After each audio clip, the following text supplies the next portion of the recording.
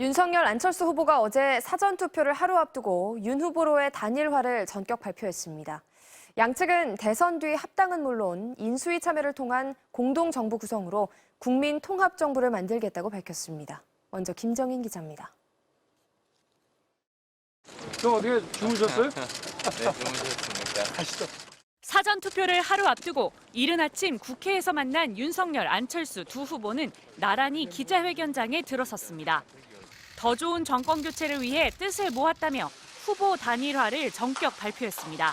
저 안철수는 윤석열 후보를 지지하기로 했습니다.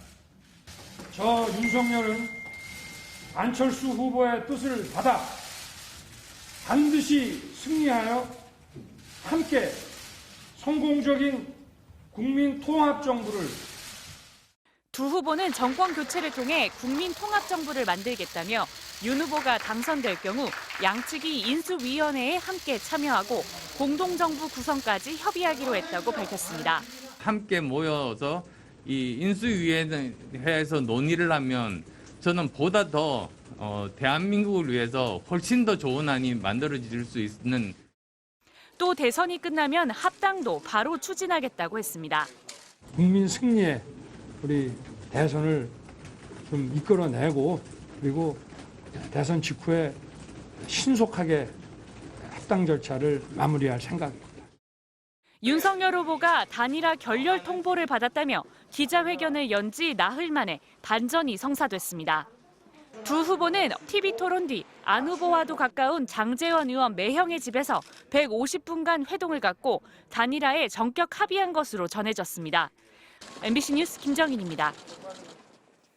더불어민주당은 단일화에 대해 자리 나눠먹기 야합이며 역풍이 불 것이라고 맹비난했습니다. 정의당도 다당제를 하자던 안 후보가 결국 거대 정당에 무릎을 꿇었다고 비판했습니다. 최경재 기자입니다.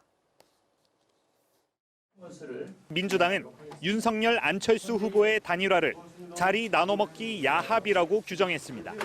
국민들에게 밝힐 수 없는 어떤 이면 합의가 있었는지, 어떤 자리를 어떻게 나누기로 했는지에 대해서도 소상히 밝힐 필요가 있다. 저희는 이미 두 후보의 욕심과 갈등이 노출된 만큼 역풍이 불 가능성이 있다고 분석하면서 24시간 비상체제로 전환해 총력 대응하겠다며 단일화 파장에 촉각을 곤두세웠습니다. 이재명 후보도 야권 단일화를 정략적 행위로 규정하며 국민들의 판단을 구했습니다. 정치는 정치인들이 하는 것 같지만 사실은 국민이 하는 것입니다. 역사와 국민을 믿습니다. 소속 의원들은 윤석열이 되면 손가락 자른다는 안 후보는 단군일의 최악의 거짓말쟁이다. 절대 단일화는 없다더니 국민을 속였다고 맹폭하며 단일화 효과를 차단하고 지지층 결집을 시도했습니다.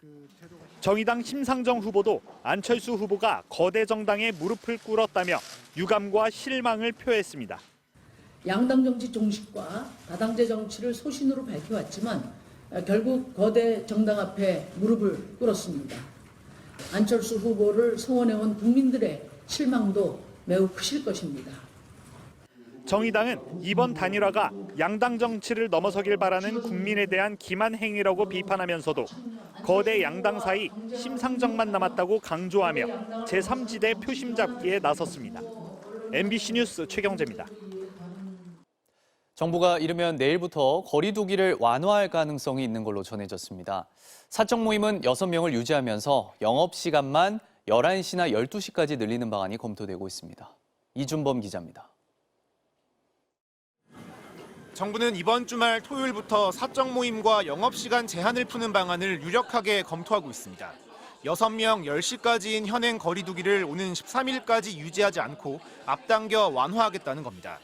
방역당국 관계자는 소상공인과 자영업자들의 요구를 반영해 오미크론 정점이 지나고 거리 두기를 푼다는 당초 방침을 수정했다고 설명했습니다. 자영업자와 소상공인들은 방역 패스가 해제된 만큼 영업시간을 최소 밤 12시까지 보장해야 한다는 의견을 정부에 전달한 것으로 확인됐습니다. 정부가 이런 의견을 수용해 조기 완화 검토에 나선 건 오미크론의 확산이 거리 두기에 크게 영향을 받지 않는 단계에 진입했다는 판단을 했기 때문인 것으로 보입니다. 실제 지난달 21일부터 일주일간 신규 확진자는 전주 대비 69%가 증가해 직전주 80%보다 증가 속도가 줄었습니다. 영업시간이 밤 10시까지 1시간 늘어난 거리두기 완화 조치가 19일부터 시작됐는데도 확산세는 오히려 둔화된 겁니다. 의료 대응에 문제가 없는 점도 거리두기 완화 검토에 영향을 주고 있습니다. 위중증 병상 가동률은 50.7%이고 생활치료센터 가동률은 21.3%로서 의료 대응 역량에는 아직 여유가 있는 상황입니다. 다만 아직 유행의 정점이 지나지 않았다는 것을 감안해 모임 인원은 6명으로 유지하되 영업시간만 밤 11시나 12시까지로 늘려 단계적 완화하는 방안이 검토되고 있습니다. 정부는 최종 논의를 거쳐 오늘 오전 거리두기 완화 방침을 발표할 예정인 것으로 전해졌습니다. 이런 가운데 중앙재난안전대책본부장인 김부겸 국무총리가 코로나에 확진돼 9일까지 공관에서 재택치료에 들어갔습니다. 김 총리와 접촉한 사람들은 신속 항원 검사에서 전원 음성이 확인됐습니다. MBC 뉴스 이준범입니다. 어제 오후 9시까지 전국에서 코로나19 확진 판정을 받은 사람은 24만 4,889명으로 집계됐습니다. 이는 전날 같은 시간대보다 5만 8천여 명이 많고 역대 최다 확진자 수를 기록했던 지난 2일보다도 2만 명 넘게 증가한 규모입니다. 집계를 마감하는 자정까지 추가 감염자를 고려하면 오늘 발표될 신규 확진자 수는 훨씬 더 늘어날 것으로 예상됩니다. 러시아와 우크라이나가 벨라루스에서 열린 2차 회담에서 민간인들의 대피를 위한 이른바 인도주의 통로를 만드는 데 합의했습니다. 또 대피 기간은 일시적으로 휴전을 하기로 했습니다. 폴란드 프셰미실에서 이용주 특파원입니다. 양복 차림의 러시아 대표단과 군복을 입고 나선 우크라이나 대표단이 마주 앉은 2차 회담.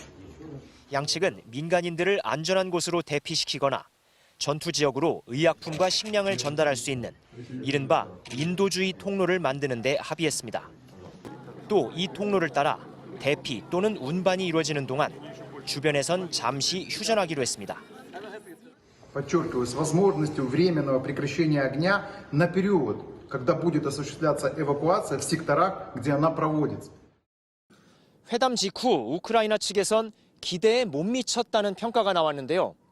양측이 정치, 군사 의제까지 모두 논의했지만 가장 시급하면서도 이견이 상대적으로 적은 인도주의 분야에서 먼저 합의점을 찾은 것으로 보입니다.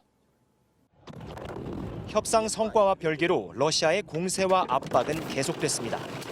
흑해 연안의 헤르손은 침공 이후 처음으로 러시아군에 점령된 도시가 됐고 마리우폴은 완전히 포위된 것으로 전해졌습니다. 수도 키이우 북동쪽의 체르니히우에서는 학교와 주택가에 폭탄이 떨어져 민간인 22명이 숨진 것으로 집계됐습니다. 푸틴 대통령은 침공을 특수 군사작전이라고 부르며 임무 완수를 독려했습니다. Уважаемые товарищи, хочу сказать, что специальная военная операция идет в строгом соответствии с графиком, по плану. Все поставленные задачи успешно решаются.